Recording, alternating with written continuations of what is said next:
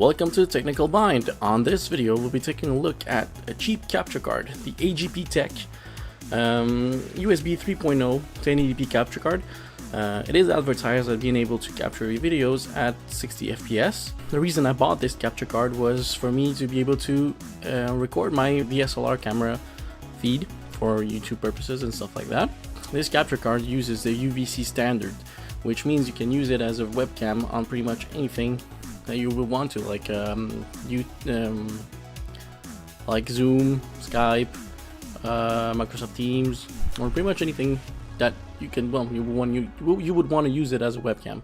I have been testing this capture card for a while, and for my use case, it has been working pretty good. But for those who are looking to use it as a gaming capture card, though, I'll probably look elsewhere. I'm going to show you in a minute. But before that, let's see what you get inside the box. So, in the box, you will get the capture card itself. Comes in a little tray, foam-ish little plasticky thingy. Underneath, you'll find a USB to USB-C adapter, if you ever need that, or to grab your video out of your phones. HDMI cable to connect to a monitor, and the USB cable itself. So this is what you're gonna be using to connect it to the computer. And underneath it all, you will be getting a little software CD for their proprietary little software to capture a video, and the owner's manual. So pretty standard packaging, nothing too crazy. Alright, we're back now. Right now, the footage is being captured through the capture card. Set it up to 1080p 30 FPS. One thing you'll be noting a little bit, if from time to time, like right now, you're gonna have frame skipping. The capture card will skip a few frames, and it's not that really noticeable, especially when you're streaming and you have your face like in the little rectangle on the bottom of the screen. But if you're trying to do something a little bit more professional or just capturing footage through a mirrorless camera, that's the kind of stuff that it's going to show up on the recording itself. All things considered, the image is pretty good. It's not comparable to the native recording of the camera, but it's still pretty good, especially if you just want to Skype, Zoom, or whatever else. It's going to look way better than any webcam on the market.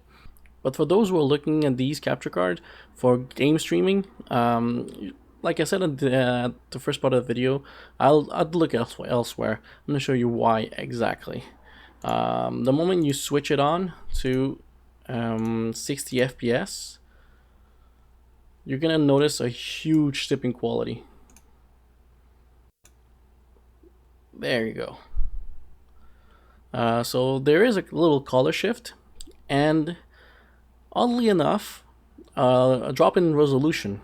From what I can tell, it's really the vertical resolution, like that part here, that is dropping, not necessarily the horizontal one.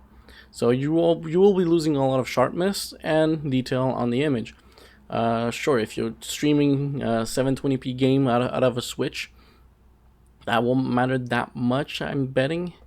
But if you're trying to capture off your computer and you're playing shooters and stuff like that, you would want to keep it at decent quality at all times. But dropping it back to 30 FPS, you get back pretty much everything else, except for frame skipping again. One thing to note: these capture cards, they can capture your video at a format of YUY2. Which is way better than MJPEG.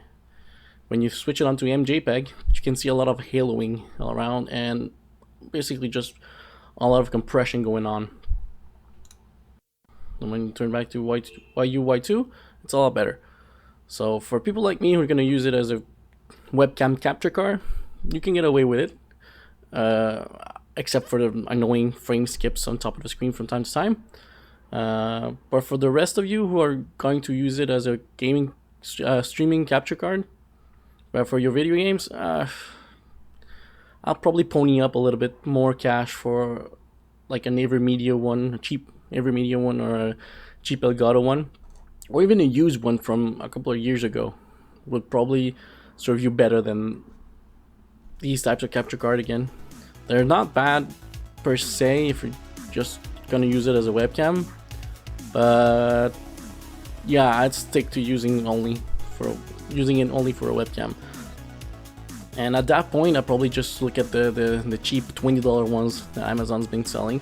They're gonna do a similar job for a lot less. I paid this one here around $100 Canadian, and I can't say I'm really happy with it, but it's getting the job done. So this has been Fernando with the Technical Bind. Leave a like, leave your comments, and subscribe. Till next time.